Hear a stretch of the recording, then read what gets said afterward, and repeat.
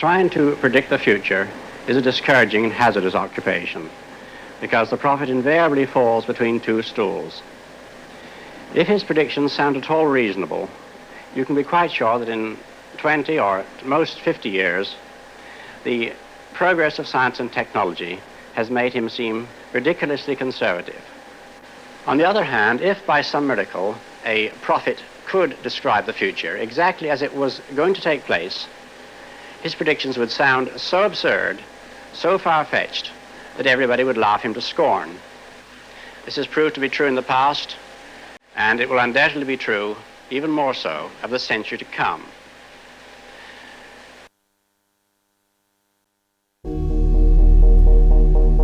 Hello, everybody. I would like to ask you to go with me on a little journey.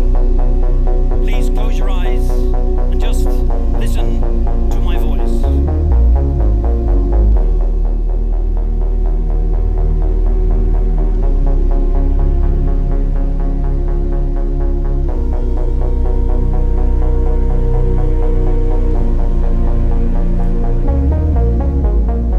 It's early morning. You're still lying in bed, but it's a wonderful day because there's this great event in Vilnius and you are ready and pumped to go. You are completely restored because your heart rate and your health have been tracked 1,000 times per second for over 10 years. And there's somebody who will not let you forget it. Labas rytas, pone. Grazie, diena. Ir nematyti jokių kvailų rusiskų dronų. Jūsų pagrindinis susitikimas sepopietė 16:45. Telia Technologijų dienos renginys Vilniuje. Praėjo 10 metis. Nuo tada, kai paskutinį kartą kalbėjote dūmų fabrike, nevėluok. And so you throw your legs over the edge of the bed, and you throw a slightly annoyed look at Robert the robot in the corner of the room, who is cleaning up and taking your clothes from the floor where you left them last night. So much has changed in the last decade. The world is not as it was. We have less property, less things that we own, less pictures on the wall. But as we stand up and grab the glasses from the side of our bed and make our way to the bathroom, the room springs to life. A dragon flies straight at us.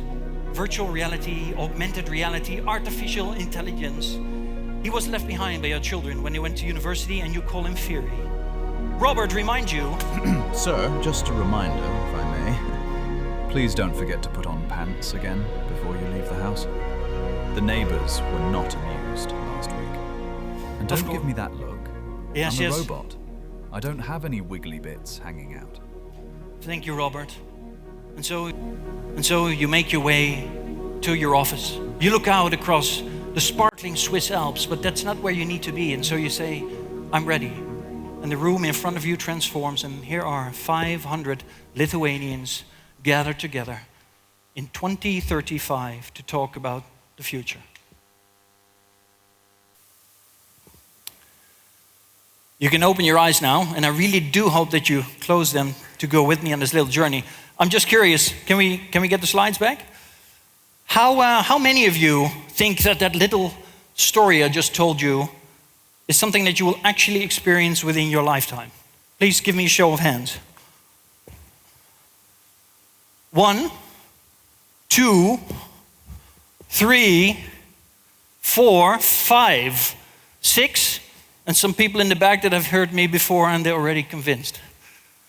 That is not a lot of people, especially not thinking about what kind of industry we're in. This is a technology industry. But I would like to ask you to hold on to the ideas that you have about the future and the present.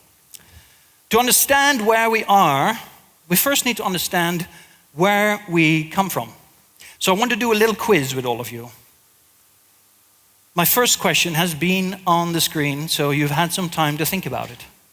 How old is Homo Sapiens? How old is humanity in its current shape and form, our most recent hardware update? Yes, go ahead. 200,000 years once. Anybody else? for the refrigerator, or in this case, a year-long free SIM card from, no, I'm sorry, I can't offer that. 10,000 years, twice, anybody else? 100,000? More, yes, very good. Homo sapiens, believe it or not, is 1 million years old. We used to think that it was 200,000 years. But in 1992, in China, we found a Homo sapiens skull, and it wasn't until very recently, with updated carbon dating technology with AI, that we were able to establish that the skull was 1 million years old. That is a very long time. In fact, it's such a long time that we humans are not capable of fully comprehending how long that really is. And that is one of our problems, our inability to understand exponentiality or very long time scales. So my second question, how old is civilization? How long ago is it since we started to build villages, to start plowing the fields and went from hunter-gatherers to farmers and then to office workers? Took a while actually, the last step. Anybody? Yes? 10,000 years once. Anybody else? 6,000 years, 12,000 years. Anybody? Yeah, go ahead. Two? 15,000 years. One more? Which? Very good answer. So the answer that I usually give, as do most historians, archaeologists, and paleontologists, is between 30,000, 32,000, and 12,000 years ago. That is when the agrarian revolution took place. Which is, of course, a really weird term, revolution, for something that apparently took 20,000 years. Most revolutions are very fast, short, and bloody. And, of course, what happened before those 32,000 years? Now, I'm not going to speculate, but I did very much enjoy Ancient Apocalypse on Netflix, which speculates that maybe in those 900,000 years prior to that, there might have been other civilizations. We have no proof, I can't say, but this is all we know. And still, these last 12,000 years, so much has happened, and yet we know almost nothing about it. But what we do know is that for the vast majority of the last 12,000 years, technology went at a linear pace. As you can see here, and on the other side, the end of the agrarian revolution was minus 12 or minus 10,000 before Christ. And then it would take 6,000 years before one of the most important technological discoveries in human history took place. I call it the wheel. I don't think so. What does it do? It rolls. Yeah, so does a bagel, okay? A bagel you can eat. One of the worst ideas I've ever heard. It's okay to laugh. I mean, let's be honest, we all have at least one family member, friend, or colleague that is exactly like this. Every time we have a great idea, they're like, I don't know. It's not strange because that's how we are wired. I'll get to this, but you know, our population, humanity, is a bell curve. And most of us are not really about change. We are not about risk. We're about stability, building a family, having a nice life. And so when people come around with crazy ideas, we're not right away very enthusiastic. It would be another 2,000 years before the Iron Age began. The first time we smelted iron. And then another 4,000 years before there was a sudden explosion of things happening. What happened 400 years ago? Anybody?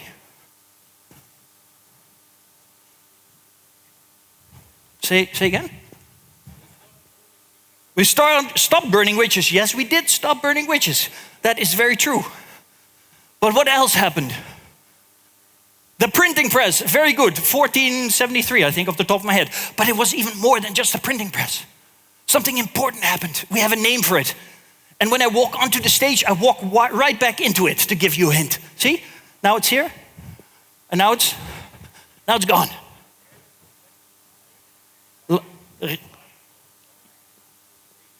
Almost. It's called the Enlightenment.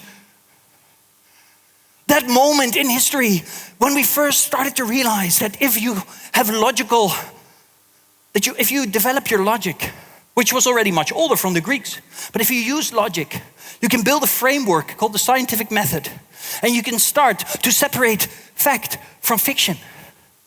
And that, ladies and gentlemen, together with the printing press, allowed us to start to disseminate the universe, to build new technologies. And if we build new ideas, we could spread them across the world with the printing press, unlike we had ever been able to do before. And that led to an explosion of things happening. I'm out of breath just thinking about it. And as you see, each industrial revolution was a wave built on a few pillars: energy, transportation, and communication. Very important today, that last one.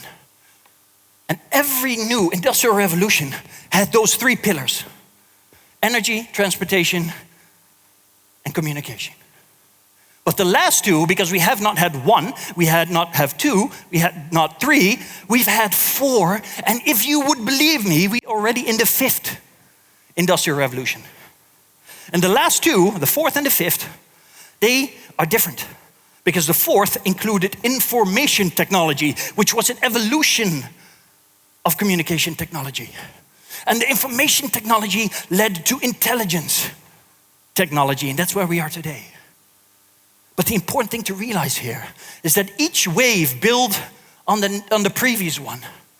And in the last 400 years, that means that everything we know, the chairs we sit on, the clothing we wear, the phones we love to use,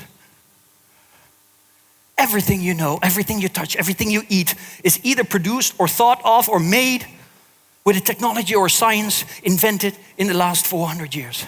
Which means that 99.999% of all technology and science was invented in the last 0.03% of all of human existence.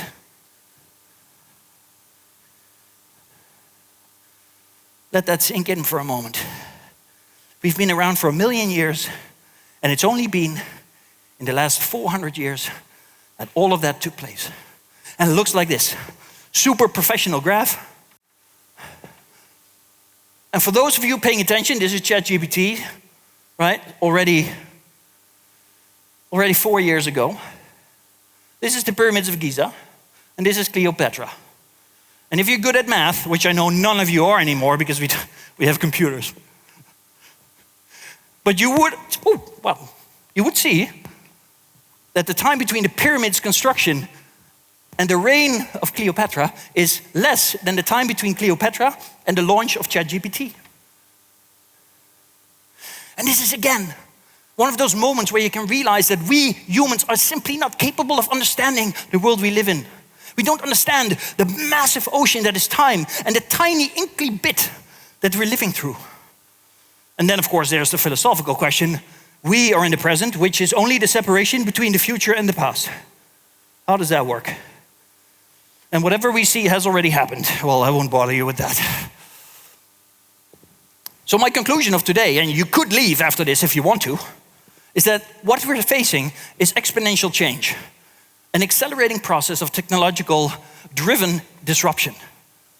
And it is now finally at a pace where this means that in the next 5 to 10 years, we will see more than 100 years of change in our world. And now maybe you're thinking to yourself, well, this place, Domo Fabricas, I'll probably pronounce that wrong, but it has been around quite long. It's not going to be gone, right? Well, probably not. The Notre Dame is still around. We have big old buildings in Europe all over that are still around. But inside of those buildings, everything has changed. These chairs, the way they're produced, didn't exist 30 years ago. The Wi-Fi in this building didn't exist 20 years ago. The routers that they're using didn't exist 10 years ago. And the internet connection that we're all using didn't exist. And so really quickly things happen. And everything changes. And to kind of drive that home, I want to introduce you to the 6, I only have a picture of 4, but the 6 women that invented the first digital computer. And it was really hard because all the pictures of these women, well, I have to say, all the pictures of this computer have men on them, which is the concierge, who never did anything. But I did find a picture of these women. 100 years ago, in 1936, they created the ENIAC, a computer the size of about this part of the room. And the transistors in there were the size of my arm. You can see them, they have them in their hands. And in 100 years, actually in 90 years' time, we went to transistors that are so small that it's hard to comprehend. And I'm going to show you. This is a banana, and we're going to zoom in all the way to the transistor.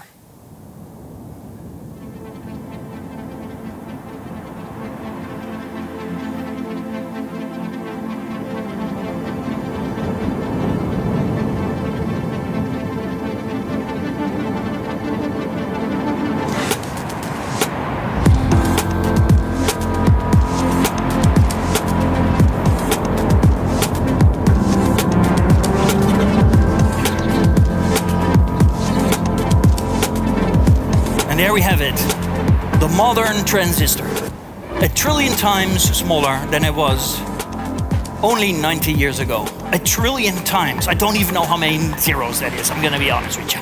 No idea. And yet this really happened. We have machines that can create these things that are bloody miracles. And I'm proud to say they're made by only one company in the world, and they're from the Netherlands. Because if it ain't Dutch, it ain't much. Oh, I'm sorry.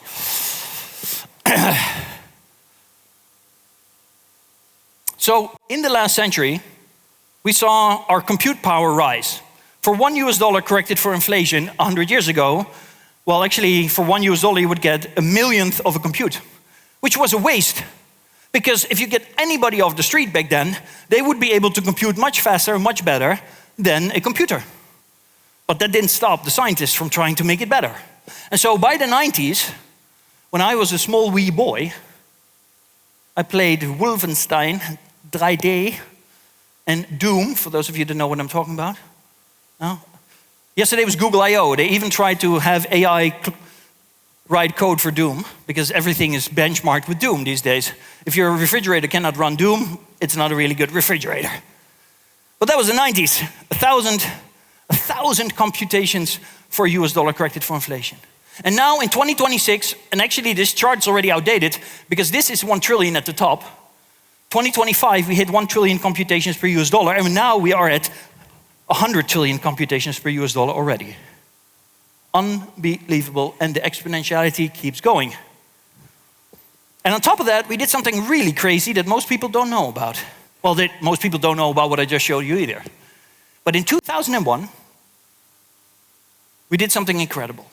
Thanks to the rise of the internet, thanks to computers, we as humanity in the year 2001 created more data, more information in a single year than in the entirety of human history prior, including the libraries of Alexandria, etc., that were burned down, our best estimations. Now you can all guess, and this is going to be a group effort, so I want you all to participate if you can. In 2002, we did something incredible, and it's around the theme of this talk. What do you think we did? We? Yeah? Say it louder. I heard it. We doubled it. Yes. Okay, so we're going to do this all together, okay? I'm going to say 2003, and then you're all going to say, we doubled it, and then I'm going to continue, okay? So let's do that. Let's see if we can do that. Are we ready? It's been a long day. We got to get the energy back. Maybe we want to stand up for this. Let's stand up. Everybody stand up. In 2003, we doubled it. And in 2004, we doubled it. In 2005, we doubled it. In 2006, we doubled it. And we doubled it every single time until the year 2026. You can sit down, thank you.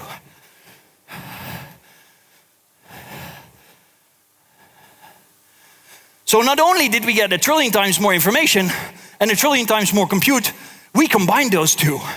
And that, ladies and gentlemen, is what created the law of accelerating returns. And the law of accelerating returns is what drives the exponential development of technology today. Because if you can make a better chip, you can do more complicated computation. And with more complicated computation, you can design a better chip. And so forth, and so on. And if you have more data, and you throw that into more compute, then you get the same thing again. And that is what led to modern artificial intelligence. And that does not stop today, because we are on a trip, a race to the singularity. Certainly got to 2029, these computers will know everything that human beings will know. We're going to expand that at an unprecedented rate in terms of scientific progress. So by 2045, we'll expand what we know at least 1 million times, which is quite hard to understand. That's why we call it the singularity. Imagine that. Can we even imagine that? Can you imagine knowing 1 million times more than what you know right now without going crazy? Can you imagine that we'll have the compute to actually do something with that data, and it might even be built into your brain? Right now, that sounds crazy, right? And that's exactly what I said at the start, right? Or well, actually, Arthur C. Clarke said, if I tell you what the future's really like, you're gonna think I'm crazy. People will tell you it's not gonna happen. Can't happen because there's technological challenges. Can't happen because the Illuminati don't want it to happen. And some people will tell you it's because humans cannot deal with it.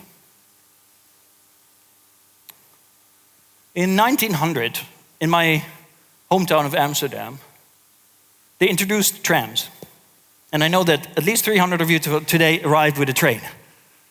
But back then, people didn't want to get on it. You know why? Most people were afraid that if you get on a tram or a train and it goes faster than 40 kilometers an hour, this was an urban myth at the time, your body would explode because it could not deal with the stress. And yet, here we are today. Astronauts recently went to the moon at 60,000 kilometers an hour. Don't let anybody tell you it's impossible.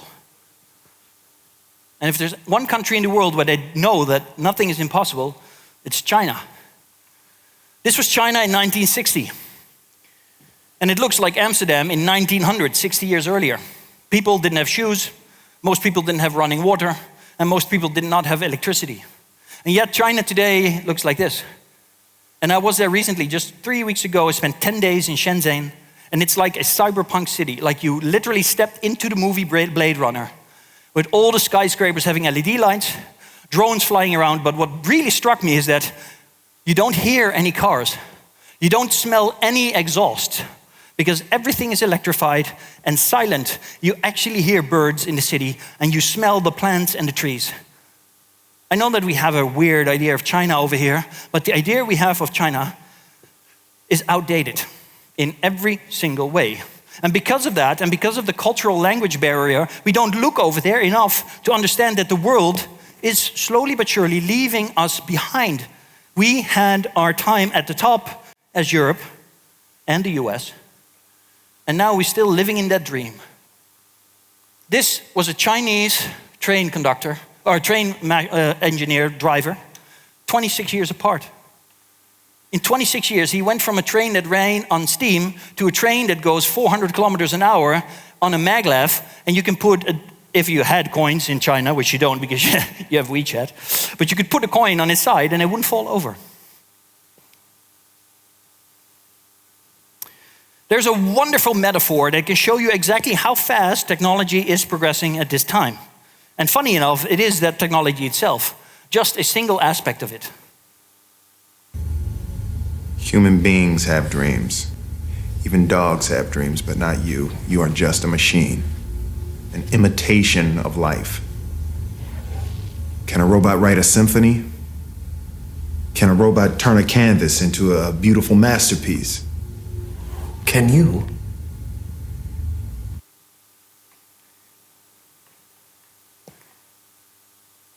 You tried, it's okay.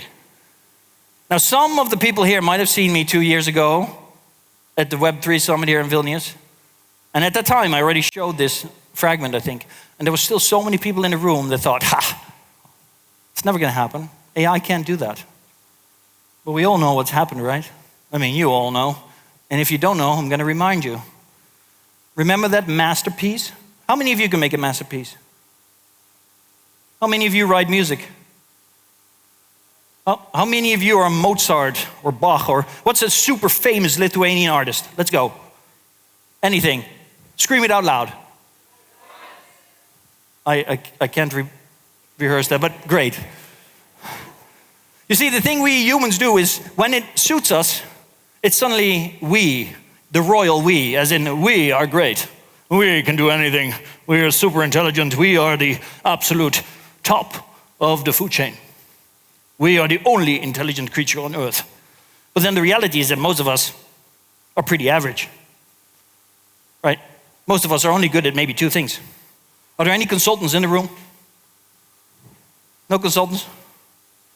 Just afraid to admit it? In the Netherlands we have consultants. I don't know about here in Lithuania, but in the Netherlands consultants are good at 2 things. PowerPoint, which is about to be extinct, and padel. Do they play padel over here? But AI is good at anything. And if it isn't already, it will be. And once it's that good, it's software you can copy, right? So all AI will be that good.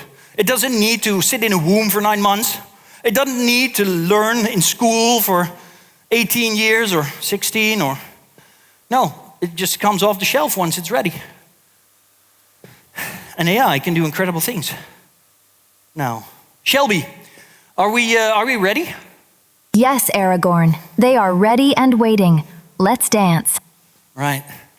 So I went to the Conservatorium in Amsterdam and I asked the best musicians in the country how they feel about AI making music. And they said to me, Aragorn, it's a very scary time. Some of us are very, very excited and others are really scared. Because the truth is that music created by AI now is better than 98% of musicians in the world on a technical level. If you want to get up and swing along, that's perfectly fine. Vilnius wide awake, the future's calling loud. Telia Technology Day, unstoppable crowd. Engineers and dreamers, every screen alight. Racing towards tomorrow, holding nothing back tonight. Racing towards the future, logical change. Did you listen to the lyrics? I hope you did. She made them especially for you. So funny thing is, a man was arrested more than a year ago already for making $100 for using AI to generate music, put it on Spotify and Apple Music, and then he went to the dark web and he got a botnet. Do you know what a botnet is? Yeah, if you hijack like a lot of computers, and then he listened to his own voice, songs.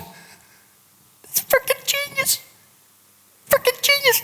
Millions, a million listens a day. He was racking it in. They caught him, such a shame. That was 2 years ago. So the good thing is, this is not bad. You know why? Because 150 years ago it was the same. The only music we really cared about was live music. You know why? Because we didn't have Spotify and we couldn't even record music. So the only music that mattered in the world was live music. And now, basically the same has happened. Because once AI can make music that is technically better than anything a human can make, it is absolutely a commodity. It is abundance. And you can have as much of it as you like, which basically means that it's worthless. It can be useful, but it's not expensive. So then the question is, what is value? We, ladies and gentlemen, are heading into a second renaissance. Because the only thing that will retain its value over the next years, and I'm talking 10, 15, 20 years, will be human-made things. Not because they're better, but because they're human. Because the only thing an AI can never be, the only thing a robot can never be is human. With all our flaws, with all our limitations. It will never sweat, it will never have blood and tears. Now I thought maybe it's the end of the day, so one more song, listen to the lyrics. This one is to really get you pumped, I hope you like it. 3, 2, 1.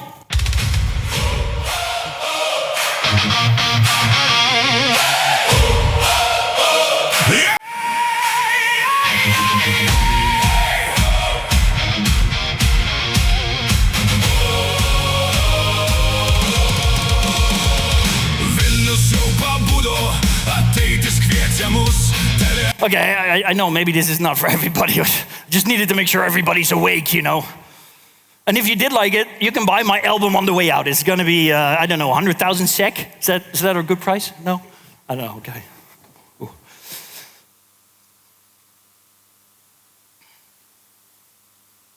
Now, of course, it didn't stop with music. Because what was next? Video. And in 2023, this is what video looked like. Everybody was laughing me to scorn when I said that this meant that video production was soon to be completely done by AI. But everybody laughed. And then 2026 arrived, and we got AI videos like this.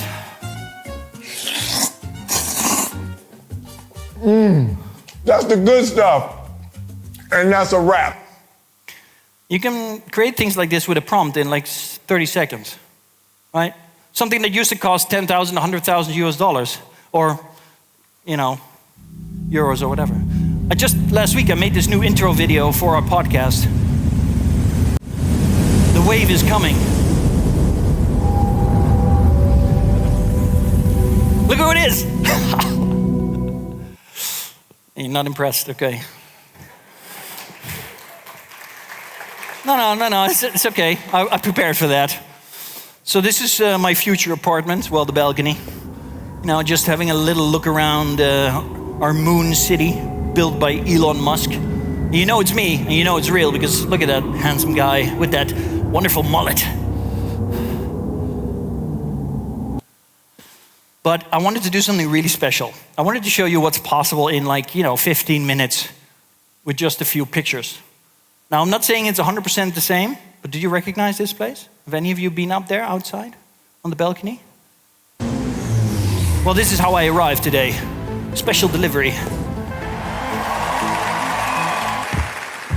Welcome to Telia Technology Day 2026. Let's ride!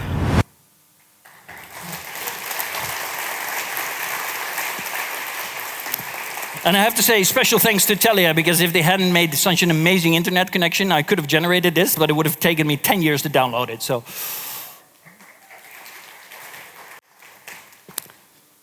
what's in store for us? Well, it's not just about music or videos.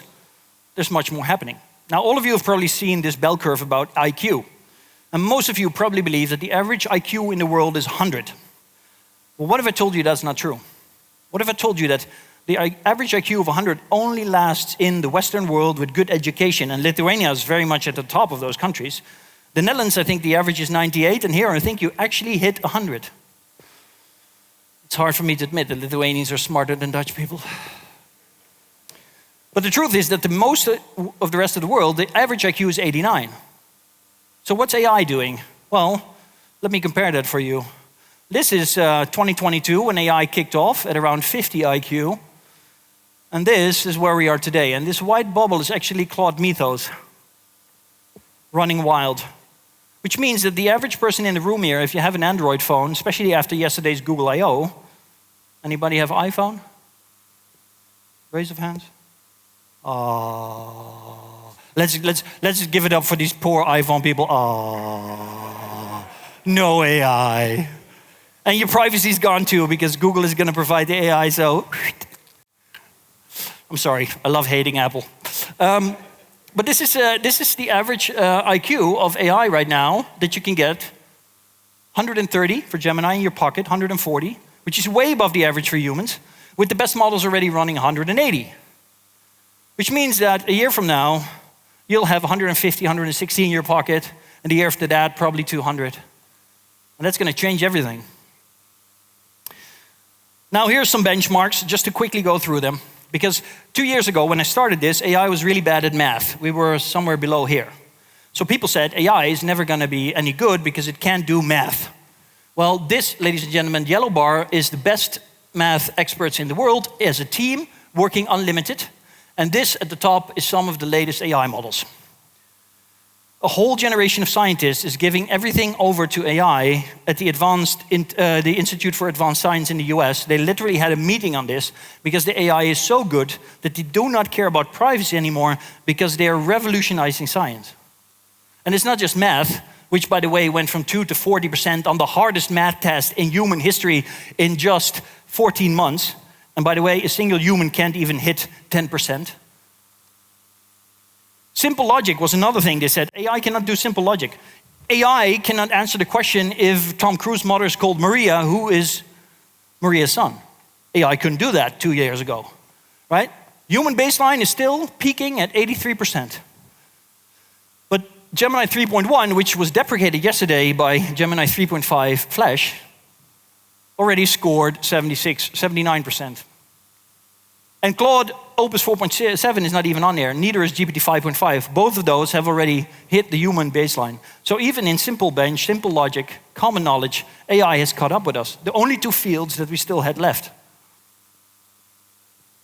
Claude Mythos is a model released by Anthropic. Well, not released by Anthropic, I should say, because they didn't want to release it because it was too dangerous for the world, they said, a month ago. And they only gave it to certain organizations to use it to find bugs and security risks.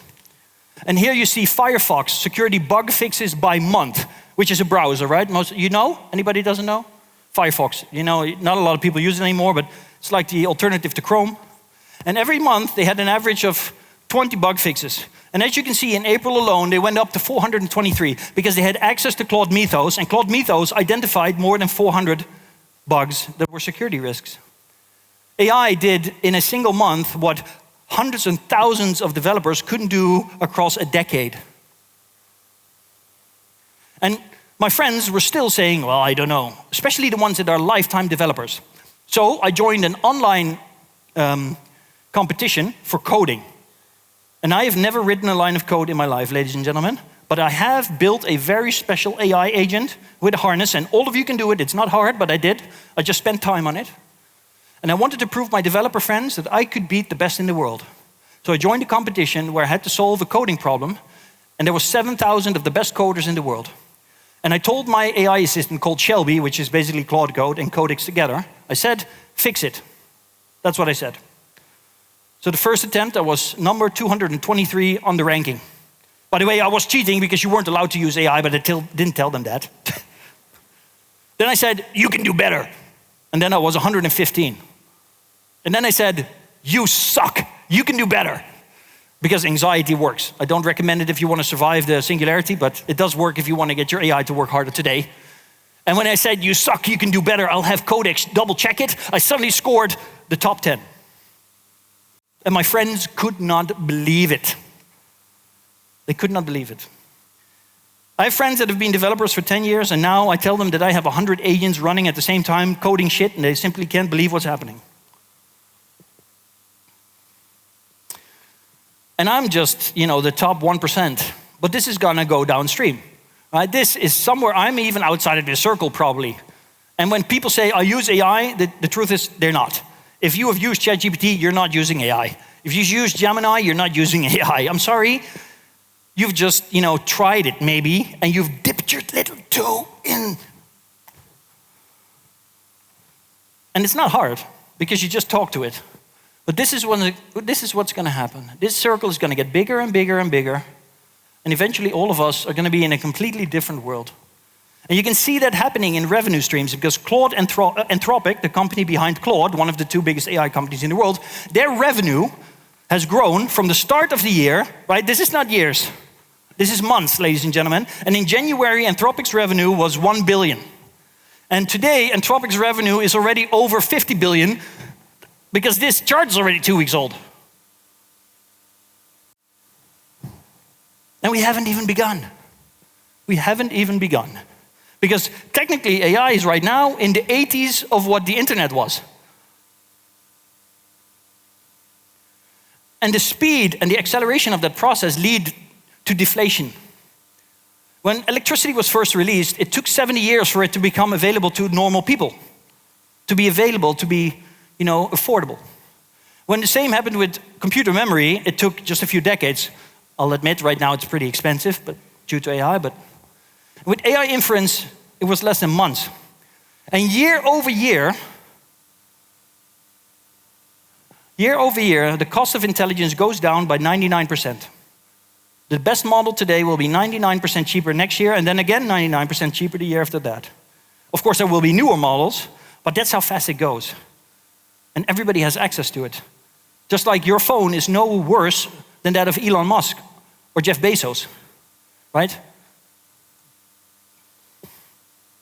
When is all white-collar work gone? There's a lot of inertia. So even with AI at its current state, I'd say you're pretty close to being able to replace half of all jobs. Anything short of shaping atoms, AI can do probably half or more of those jobs right now. And I know there's a lot of AI hate, I know there's a lot of Elon hate. Actually, AI hate is also already rising in the world because people don't really understand what's going on and they think that it's just bad, but I'll get to that. But there's a lot of Elon hate as well.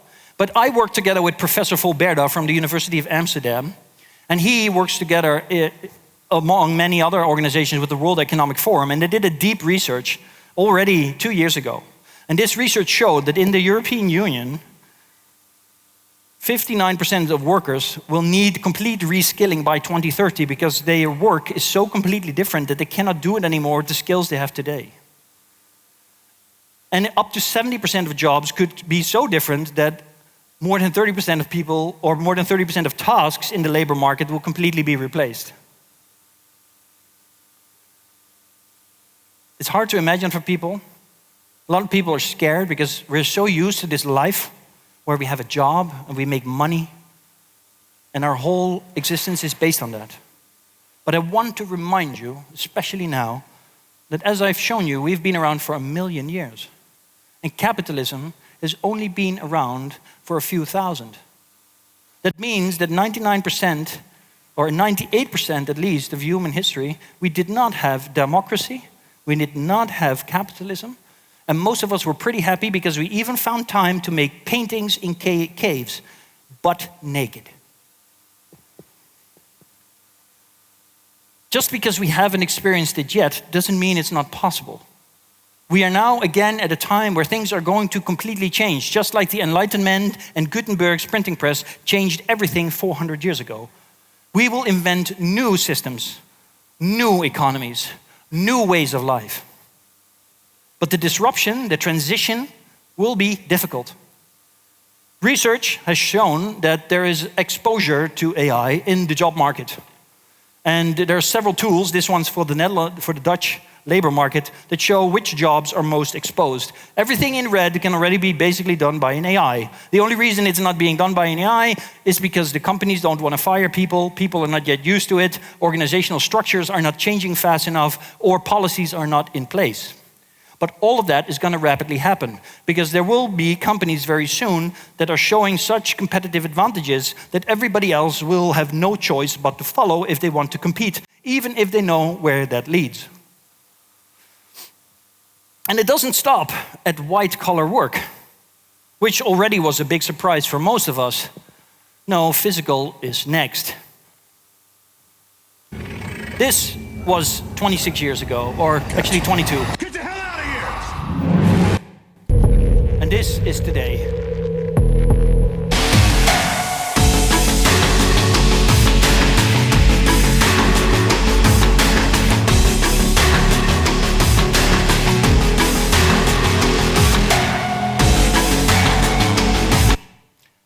It's quite loud, but this is the figure 3, and this is a live stream. I hope it will start if I click. This is a live stream of figure 3. It's been working for 165 hours. Well, not alone, because there's a few of them. Which one's right? Oh, this is Rose.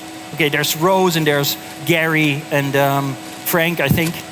They've already sorted 205,000 packages. So what they do is they turn them upside down to make sure that the code is on the right side. This is an actual job. People do this stuff. I know most of you have dream jobs, but there's lots of people that do stuff like this. It's unbelievable. And so why do we want these people to keep their jobs? Let's set everybody free. But robots can do that now. The human that was competing with this robot gave up at 115,000. The robots kept going. Right now, there's more than 200 companies in the world building humanoid robots. And the only reason they're making so much progress is because of AI. Because AI helps them build them, AI helps them design them, AI helps them operate them, AI is helping them train them, AI is helping building virtual worlds called like Omniverse that are basically matrices where time runs 100 times faster than in reality, where millions of robots are all training at the same time. And when I was in Shenzhen, there was 30,000 companies in China building parts for these robots because China knows what's happening. And when I asked the Chinese people why they're doing this, they said because of aging populations. Because the Chinese population is getting older, we do not have enough young people. If we want to keep our economies going, we will need to have labor. And the same is true in Europe, and the same is true in the US. And if we lose jobs, isn't that amazing? Because I am taking my 81-year-old mother to live with me because she can no longer take care of herself, and we do not have the economy of the 90s where I could just send her to a very nice old people's home. Not that I mind, because I love spending time with my mother, but I need to have less work if I want to spend more time with her. Isn't that great? Some people might not like their parents so much, or their spouse parents. Humanoid robots are going to explode onto the market. You'll see. Right now we're sitting, at a few 100,000. By 2030 there will be 160 million, which is nothing. That's 1 in every 5,700 people in the EU. So you won't barely see them. But by 2035 there will be 600 million, and by 2040 there will be 3 billion of them, and I can tell you, you will see them every single day, because basically every household will have one, because they will cost less than $10,000 US, which is cheaper than a cleaning lady, if you think about it, because cleaning lady comes once every 2 weeks, or cleaning man if you have one. Mine costs 400 euros a month. So I could lease a robot for 200, 300 less probably, and it would be mine in a year, and it would work 24/7. Just do the math. Right? It's easy. The return on investment is massive in the household and in the factory. BMW has already 100 of these running. And that's just a test, but they're doing great. Shelby, is there anything I forgot? Oh yes, is the dashboard ready? Yes, Aragorn. The Telia Technology Day Market Intelligence Report is ready as you requested. It's available at telia.itsimmermetaverse.com right now. Oh, well, I wasn't sure that was going to be ready, but you can scan the QR code there. And so you see this is McKinsey, that company that charges way too much money for advice. So I did, for free, for all of you, for this industry, with my AI, in about 15 minutes, what used to cost you a lot of money. And you can find it under that QR code. And you can thank me later. One of the things people say about AI is you cannot rely on it because it doesn't speak the truth. It hallucinates, but all of that is nonsense. If you set it up right, if you have the right harness, you can double do any fact checking and you won't have any problems. And this is why this report, all AI generated, has all the references, all the reports, all the data, and the bottom you can find it and you can check it all. And if you find anything in there that's not true, I'll send you a book. Well, if everyone is done scanning the QR code, you might want to tell them about their very long retirement. That's right. 1 minute left. Retirement. AI is not just changing the job market, or how we generate content, or what we do on our computers. It's changing science and longevity. And yesterday at Google I/O, one of my big heroes, one of the best AI scientists in the world right now, Denisovan, was talking about what they are achieving right now with Gemini. Our biological models like AlphaFold and AlphaGenome have already become standard research tools used by millions of scientists around the world to make important advances in their fields. Always believed the #1 application of AI should be to improve human health. At Isomorphic Labs, we're modeling molecular interactions to massively accelerate the development of new medicines. We're now in preclinical stage with multiple projects, including potential treatments for immune disorders and cancer. Our mission is to reimagine the drug discovery process with the goal of one day solving all disease. Something that would have seemed impossible just a few years ago, but I truly believe is now within reach. If I can give you one tip today, and you forget everything else, it would be don't die. And I mean, don't die in the next 5 years. Don't walk in front of a bus. Don't do anything stupid. Because I guarantee you, and I know this is hard to believe, but I promise you, I'd say something that you wouldn't believe. Within the next decade, we will solve all cancer, all major disease, and we will reverse aging. All of you will be able to become 200, 300, 400 years old if you so choose. And we've already done it, in fact. China reversed aging in monkeys last summer. They took a whole bunch of macaque monkeys. They gave them proteins developed with new I'm sorry, my Japanese is really bad. Yamanaka factors. And they injected these monkeys in 64 different tissues. And they went back from being old to being young, like 20 years younger. They tested them for anti-immune disease or cancers or anything, and they were completely healthy. These are primates, ladies and gentlemen. And so, in February this year, the first clinical trials have started in the US under Dr. David Sinclair of doing the same with humans. And we started small. He's reverting the age of eyes in old people. And they have a virus injected that makes their eyes become young again. And once they are young enough, they take an antibiotics pill specially designed that stops the aging process. So it's basically reversing aging. And it works. And now they're going to test other tissues. I guarantee you that by the end of this year, we will have the first human tests of somebody becoming completely young again.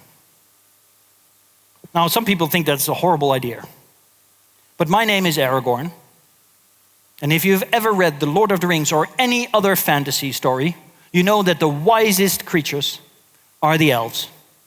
And there's two things about elves that is always the same in all books, and all stories and all folklore. They live very long, up to 1,000 years, and they have very little offspring. And because of those two things, they become very wise and they appreciate life so much more. AI will turn us into elves. At least that is my great hope. And with that, I want to finish it up, and I want to hand it over for the final message to my two greatest heroes in the world, Arthur C. Clarke and Isaac Asimov.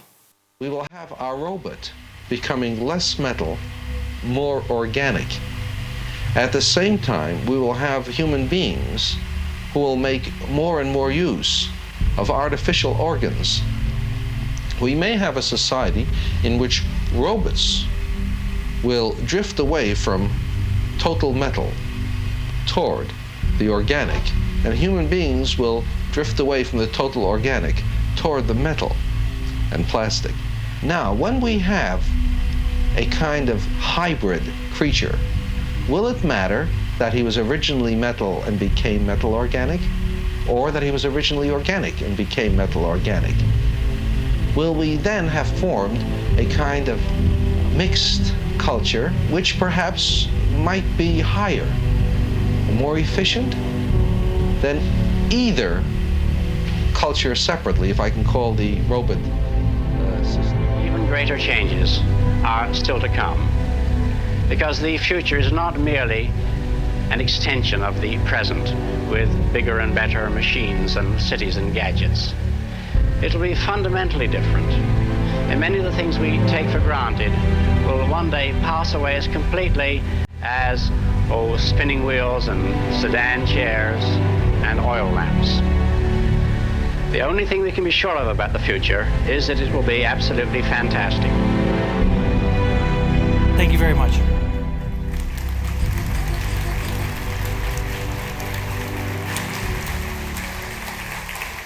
Dankjewel, Aragorn, for such an inspiring, I would say, show. It's, I'm speechless. It's truly outstanding. Do you have time for a few questions? I have plenty of time, but I heard that lots of people need to catch a train, so I don't want to hold them up. But the train comes in 1 hour, so we have. Let's answer a few questions because there are a few, and then we go home. One question related actually to your last match, or one of the last messages. Why are we building humanoid robots? is there a specific reason for choosing such form? It doesn't seem that it's the most sustainable form for a robot. Yeah, I have this conversation a lot because roboticists themselves are basically on the fence. There's some that say it's incredible, and others say it's stupid. Why don't you just make a robot with wheels? It's much easier, it doesn't fall over. But think about it. 6 million years of evolution led to this form. There's a reason for that. And not just that, in the last 10,000 years, all the world, the infrastructure we built, is built around this form. So if you want to make it easy to inject this new technology and do anything that a human can do and replace us so that we will have time to do other things, then we should make something that perfectly fits into those places with minimal effort. And that is the human form. Fair enough, fair enough. Will our bodies adapt to changes? Maybe we will have artificial brains, Neuralinks to communicate between people without word sound. What will we'll lose then? That's a very good question. What will we lose? The question is that the right question to ask? I mean, every one of us has probably once in his life fallen on this little thing here we call a tailbone, right? That's because once we had a tail. It was super useful back then. Do we need it today? No, we don't. Things change. We evolve. What we needed in the past, we might not need in the future. And to think that change should not happen and that it will not happen is to fool ourselves. Well, a tail could be a useful artistic expression still today. I've seen examples. Okay, last questions maybe. Last question. Can you elaborate on whether AI will fundamentally reshape how money and the global monetary system work, and in what ways that might happen? Well, in the 90s, when Star Trek Next Generation and then Voyager and then Deep Space Nine came out, people started talking about the Star Trek economy, a world in which money did not exist. But at the time, it wasn't really taken serious. Nobody really thought that that could actually happen. And most scientists only treated it like a kind of, funny hobby thing. But there's now tens of thousands of scientists worldwide and economists that are really starting to take this serious. And they're finally starting to use, for example, wargaming, like we heard before in my talk, right? Wargaming and such, to build scenarios, do simulations on a world where money is not what it is today. I think we would be fools to think that we are at the pinnacle of evolution, that we are the end of everything, right? Because that's what it would mean. If capitalism and economies that we have today are the best we will ever have, that means we're at the end. It would mean that it's not the start of the journey. And I believe that that is actually what's true. We are at the start of the journey. We're only in the 1%. And there's, just like the spectrum of light, probably 1 trillion different possibilities. We just haven't thought of them yet. Aragorn, thank you so much for being with us today. Let's make a big round of applause for Aragorn. Thank you very much.